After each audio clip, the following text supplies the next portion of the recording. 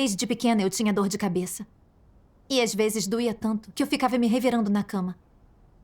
Na minha adolescência, eu procurei um médico, que disse que as dores eram causadas por vasoespasmos cerebrais e me medicou. Mas quando vi todos os efeitos colaterais do remédio, tive medo de tomar. Eu apenas tolerei a dor. Depois de aceitar Deus Todo-Poderoso, a minha condição melhorou muito do nada. Eu agradeci a Deus de coração. Depois disso, eu me concentrei em participar de reuniões e cumprir meu dever, pensando que, já que era crente, Deus com certeza me protegeria, abrindo uma senda quando eu tivesse dificuldades, mantendo minha família bem e segura e me protegendo de problemas de saúde. Mais tarde, eu larguei o emprego e saí de casa para cumprir meu dever.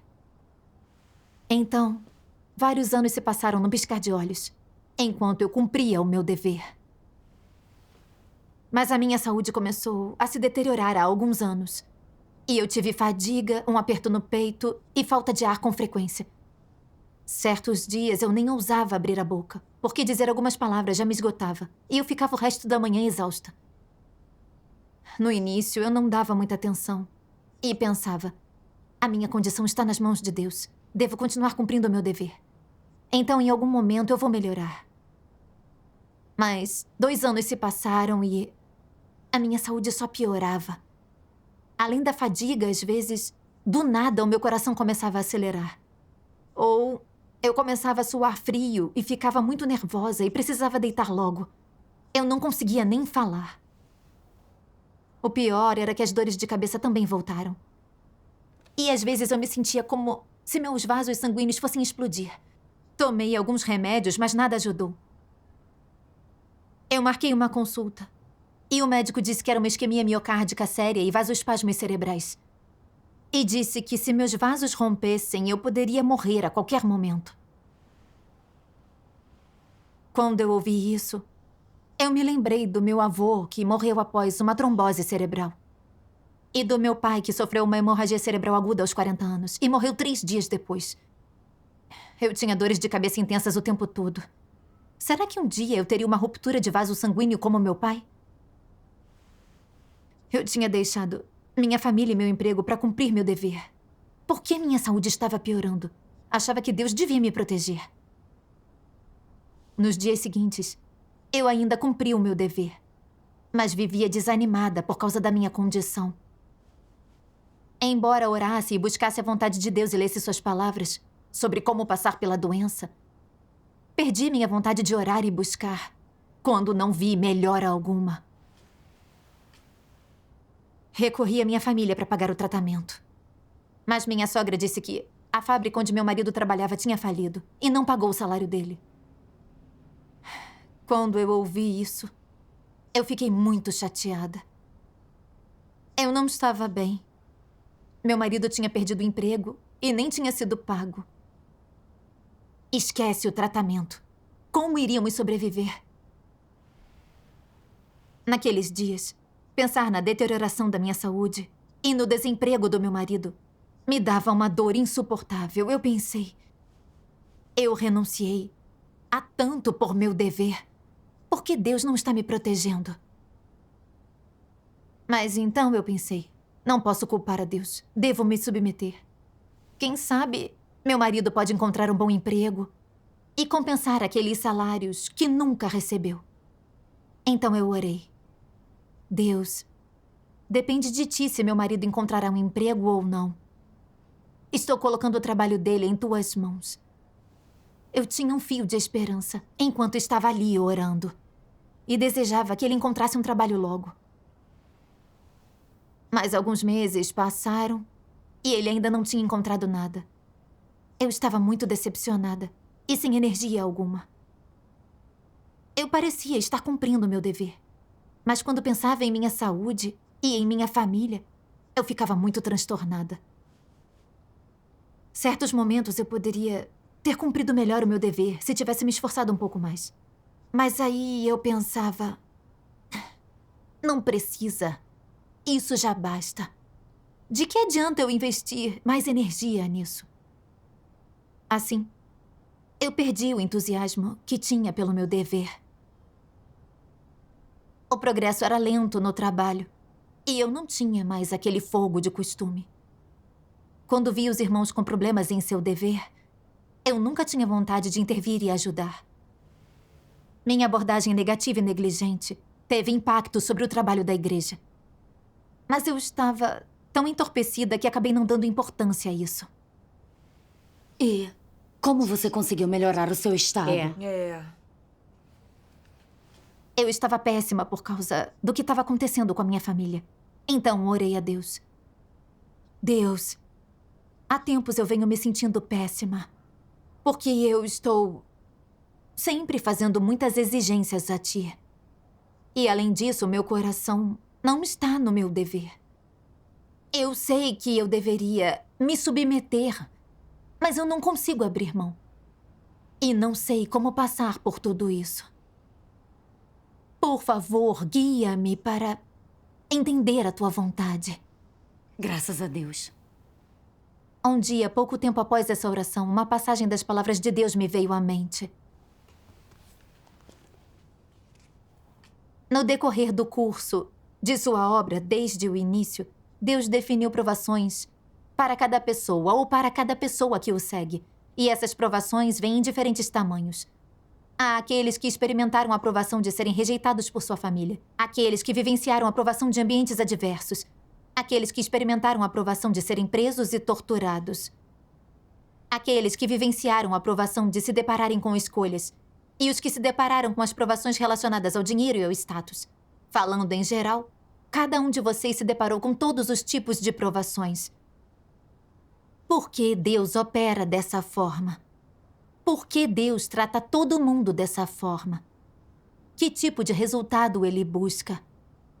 Este é o ponto que eu quero comunicar a vocês.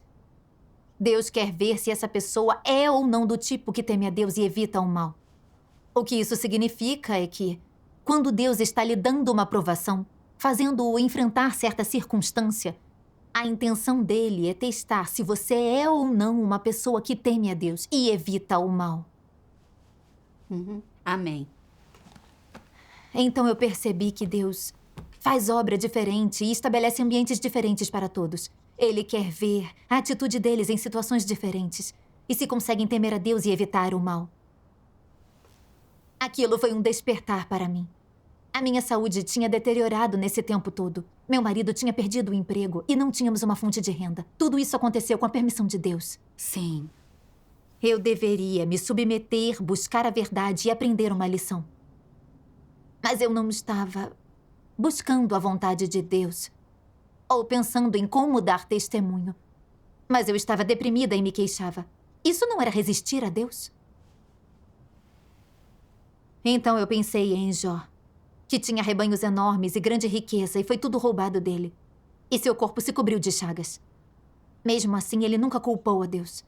E se prostrou e disse: Jeová deu e Jeová tirou. Bendito seja o nome de Jeová.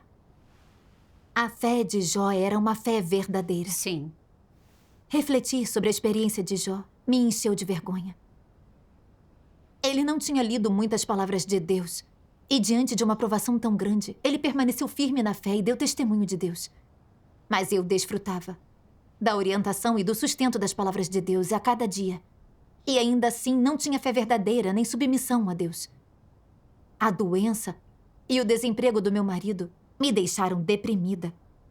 Eu era tão rebelde. Deus usa provações para expor a nossa corrupção. Caso contrário, nunca refletiríamos e não nos conheceríamos. Correto. Naquele momento, eu orei a Deus em submissão, disposta a me arrepender, e pedi que Ele me esclarecesse para que eu conhecesse a mim mesma. Depois disso, eu li algumas passagens das palavras de Deus, que gostaria de compartilhar. Ótimo. Deus Todo-Poderoso diz: o que você busca é ser capaz de ter paz depois de crer em Deus. Que suas crianças estejam livres de doenças. Que seu marido tenha um bom emprego. Que seu filho encontre uma boa esposa. Que sua filha encontre um marido decente. Que seus bois e cavalos arem bem o solo. Que tenha um ano de clima bom para suas colheitas. É isso que você busca. Sua busca visa tão somente viver com conforto, que nenhum acidente sobrevenha à sua família, que os ventos passem ao largo, que sua face não seja tocada pela areia, que as colheitas de sua família não sejam inundadas, que você não seja atingido por nenhum desastre. Em suma, você busca viver no abraço de Deus, viver em um ninho aconchegante. Um covarde como você, que sempre busca a carne, você tem um coração, tem um espírito, você não é uma besta. Eu lhe dou o caminho verdadeiro sem pedir nada em troca, mas você não busca. Você é mesmo alguém que crê em Deus? O que dizer de sua crença em Deus? Você realmente ofereceu sua vida? Se vocês sofressem as mesmas provações que Jó, nenhum entre vocês que seguem Deus hoje seria capaz de permanecer firme. Todos cairiam. E existe simplesmente um mundo de diferença entre vocês e Jó. Hoje, se metade dos seus bens fosse confiscada, vocês ousariam negar a existência de Deus. Se seu filho ou filha lhes fosse tirado, correriam pelas ruas gritando rudemente. Se a sua única maneira de ganhar seu sustento chegasse a um beco sem saída, você tentaria discutir isso com Deus. Você perguntaria por que eu proferi tantas palavras no começo para assustá-lo.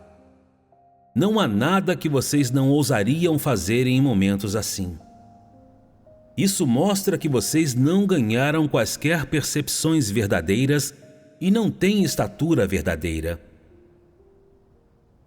As palavras de Deus revelaram o meu estado exato. Eu não tive a menor dúvida. Eu parecia estar cumprindo o meu dever todos os dias, mas estava escondendo motivos desprezíveis no meu coração. Achando já estar cumprindo o meu dever na igreja, Deus deveria proteger a minha saúde e a minha família e tudo deveria correr bem. Quando as minhas exigências e os meus desejos não foram cumpridos, quando os meus interesses foram infringidos, eu passei a culpar Deus. Por minha saúde não melhorar, por meu marido não encontrar trabalho. Em que isso era diferente de tentar discutir com Deus? Então eu percebi que a minha fé tinha sido motivada pelo desejo de bênçãos o tempo todo. Eu tinha fé apenas por bênçãos. Cada um por si e o demônio pega. Quem fica por último eram venenos satânicos pelos quais eu vivia. Eu tinha aplicado uma mentalidade transacional, mundana a Deus, usando a Ele e meu dever para alcançar meu objetivo desprezível de receber bênçãos. Eu estava fazendo tratos com Deus, enganando e lutando contra Ele. Verdade. Deus me trouxe para sua casa e sempre me regou e sustentou com suas palavras, para que eu pudesse ganhar a verdade, ser liberta dos meus caracteres satânicos e salva por Deus. Mas em vez de buscar a verdade e cumprir meu dever para retribuir seu amor, eu estava sendo calculista, enganando a Deus. Argumentava e culpava Deus quando meus desejos não se cumpriam. Eu era odiosa e desprezível, e indigna de viver diante dele. Eu me odiei de coração e me perguntei como carecia tanto de consciência e razão. Lembrei dos israelitas que se queixaram no deserto. Eles não agradeceram a Deus por salvá-los das garras do faraó egípcio e culparam Deus por não terem carne no deserto, levando Deus a mostrar sua ira, dizendo: eles não entrarão no meu descanso. No fim, eles morreram no deserto. Com base no caráter justo de Deus, as minhas queixas deveriam ter merecido a punição de Deus. Mas Deus não tirou a minha vida. Antes, Ele julgou, expôs e esclareceu e me guiou com palavras, para que eu reconhecesse minhas visões erradas sobre a fé e meu impulso de ganhar suas bênçãos. Ele me deu a chance de me arrepender e mudar. Isso era o amor, a salvação de Deus para mim. Graças a Deus. Sua comunhão me ajuda a entender melhor a mim mesma. Sempre tento trocar meu dever pela graça e bênçãos de Deus. Isso é tentar negociar com Deus, usá-lo e enganá-lo. Sim. Sem sua análise, eu não teria visto como é séria a natureza disso. Correto. Mais tarde, eu li mais das palavras de Deus, o que me ajudou a ganhar um autoconhecimento ainda mais profundo. Ótimo. Deus Todo-Poderoso diz: embora sua boca talvez não o diga, quando as pessoas começam a crer em Deus, em seu coração, elas podem muito bem estar pensando: quero ir para o céu, não para o inferno. Quero que não só eu, mas toda a minha família seja abençoada. Quero comer comida boa, usar roupas bonitas, desfrutar de coisas boas. Quero uma boa família, um bom marido ou esposa e bons filhos. Por fim, quero reinar como rei. Tudo gira em torno daquilo que elas querem. Esse seu caráter, essas coisas que elas pensam no coração, esses desejos extravagantes, tudo isso tipifica a arrogância do homem. O que me leva a dizer isso? Tudo se resume ao status das pessoas. O homem é um ser criado que veio do pó. Deus formou o homem a partir do barro e soprou nele o sopro da vida. Tal é o status baixo do homem. Mas ainda assim, as pessoas vêm para diante de Deus querendo isto e aquilo. O status do homem é ignóbil demais. Ele não deveria abrir a boca e exigir coisas de Deus. O que então as pessoas deveriam fazer? Lutar até o fim, impérvias para as queixas dos outros, empenhar-se e obedecer com alegria.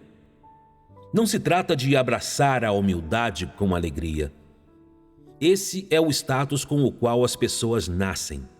Elas devem ser inatamente obedientes e humildes, pois seu status é humilde. Portanto, elas não devem exigir coisas de Deus ou ter desejos extravagantes em relação a Deus. O julgamento de Deus me desnudou por completo. É verdade.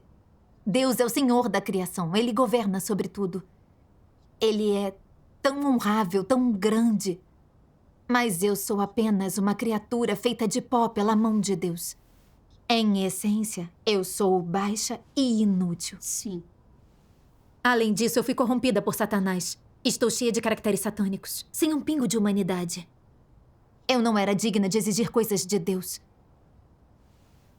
Eu estar viva hoje, respirando esse sopro que Deus me deu, já é a graça de Deus.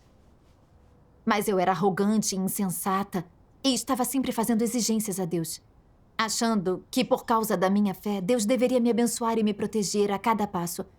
Para que eu preservasse a minha saúde, vivesse livre de infortúnios, meu marido pudesse encontrar um emprego e não ter problemas. Caso contrário, eu só reclamava e culpava a Deus. Eu não tinha autoconsciência. E eu não tinha nenhuma razão nem vergonha. Eu realmente me odiei naquele momento. Lembrei das palavras de Deus. Se você sempre foi muito leal, com muito amor por mim, mas ainda assim sofre com o tormento de doenças, da pobreza e com o abandono de entes queridos ou se suporta qualquer outro infortúnio, sua lealdade e seu amor para comigo ainda continuarão? E também li outra passagem. Na sua fé, Pedro buscou satisfazer a Deus em tudo.